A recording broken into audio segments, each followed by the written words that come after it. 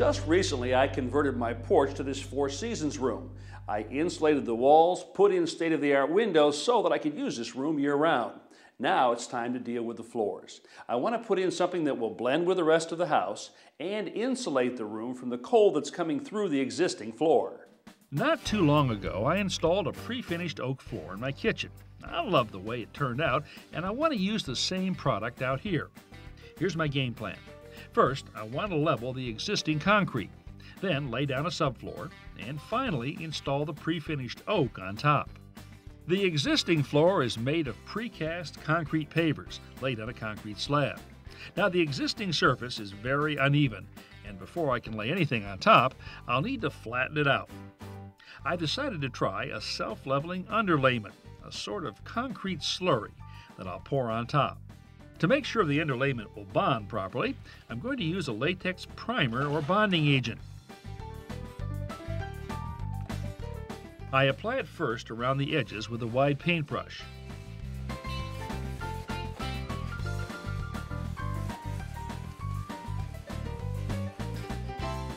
Then mop it on the rest of the floor.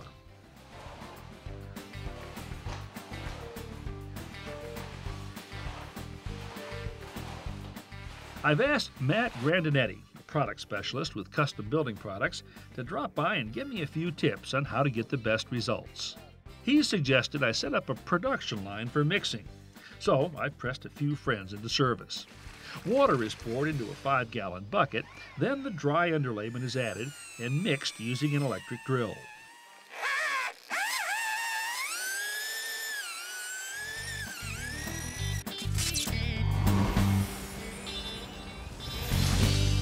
If you need to add a precise amount of water to mix a dry material, you can create a self-measuring bucket by simply boring a couple of holes on the side.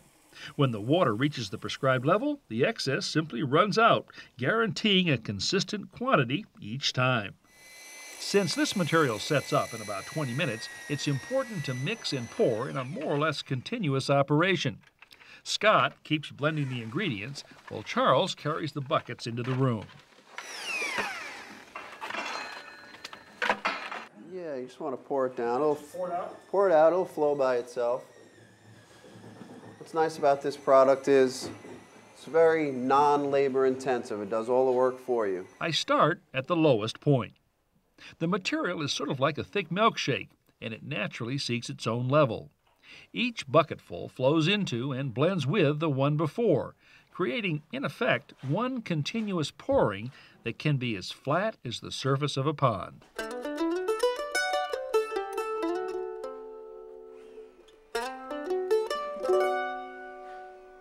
Now, I suppose it's obvious, but there's one bit of advanced planning that's crucial.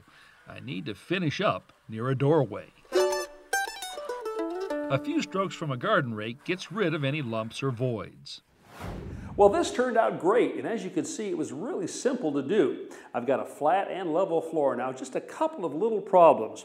Got a hole right here. I think that's caused by the material flowing into a hole or a break in the grout underneath. And then a little ridge line running down here. I think this began to set up by the time we poured this.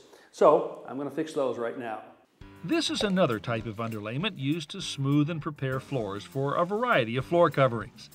Instead of water, I'll mix it up using an acrylic additive, again with a drill.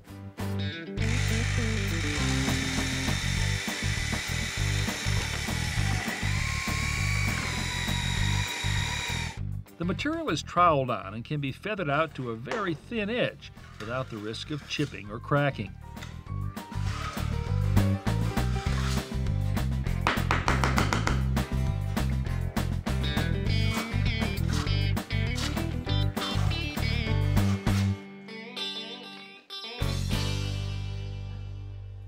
Well, the floor is flat and level. Now, I could put a floating floor system out here right on top of what I've got, but I want as much insulation value as possible.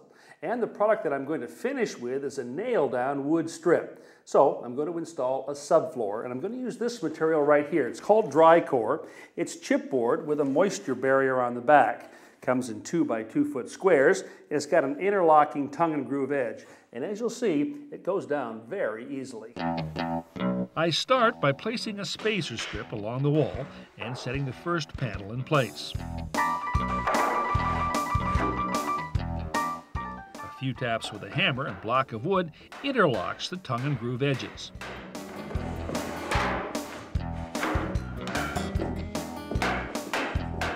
At the end of the first row, I measure to the wall, deduct 3/8 of an inch for an expansion gap, then cut the panel on the table saw.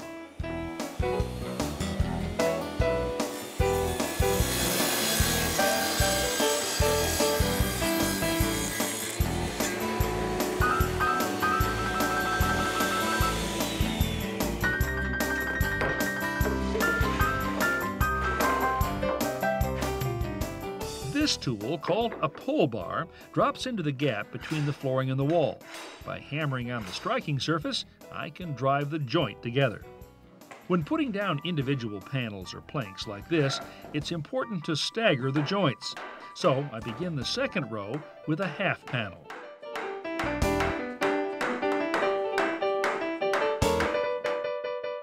With no nails, glue, or mastic to slow me down, I'm almost finished in practically no time at all. Once the subflooring is down, I remove the spacer strips, leaving an expansion gap all the way around the room. The subfloor is down. Now I'm ready to install the hardwood flooring. I'm going to use this product right here. It's called Echo Strip. It's solid red oak, pre-finished, and it's only 5/16 of an inch thick. Now, in a room where I'd be putting this on top of existing flooring, that could be really important because it could allow for a very subtle transition from the new floor to an adjacent room. But what I really like about this product is the finish. It's guaranteed for 20 years. And I'm going to have quite a bit of traffic in this room, so wearability is really important to me. I brought all of the flooring into this room about 2 days ago because I wanted it to acclimate to both temperature and humidity. Well, I think I'm just about ready to get started.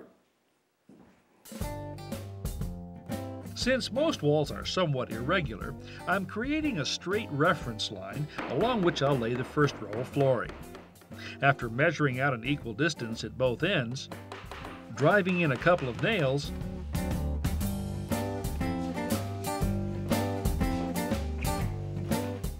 and stretching a chalk line,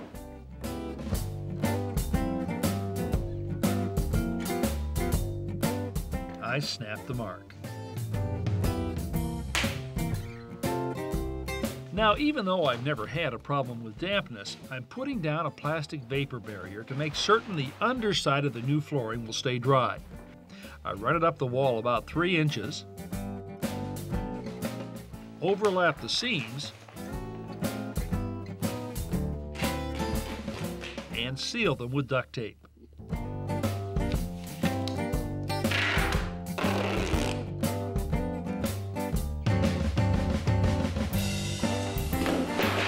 Now this might look a bit messy, but by emptying a full box of flooring, I can sort through and lay out planks that give me the color, grain pattern, and lengths that I want. I place the edge of the first plank along the line I made earlier. The line's visible through the plastic vapor barrier. Then nail through the face of the board. Tongue and groove joinery locks the ends of the planks together and helps anchor them in place. To finish off the first row, I measure the remaining distance, then trim the last plank to length.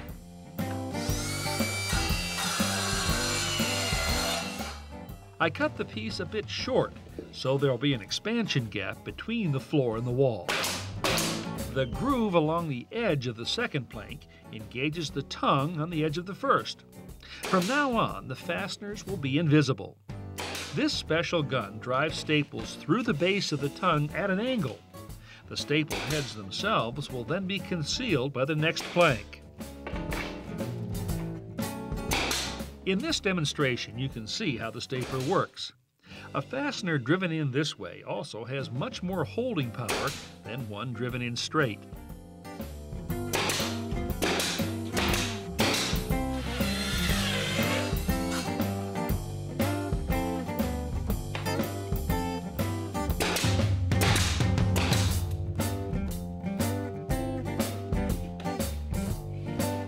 This plastic tapping block helps me close up the joints before stapling.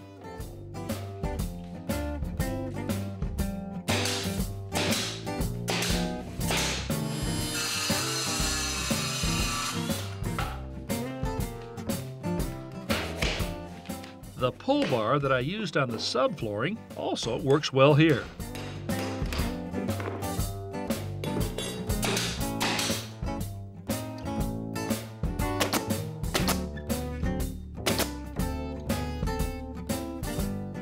As I'm finishing up the room, I use the pull bar in a somewhat different way.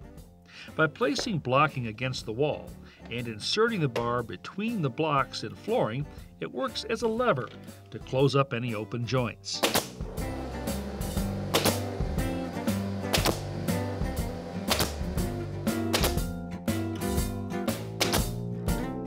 Finally, I installed baseboard to conceal the expansion gap between the edge of the flooring and the wall. You know, I really like this. Not only is this floor good looking, but it's going to help insulate this room from that concrete underneath. And hey, what's not to like about a finish that's guaranteed for 2 decades?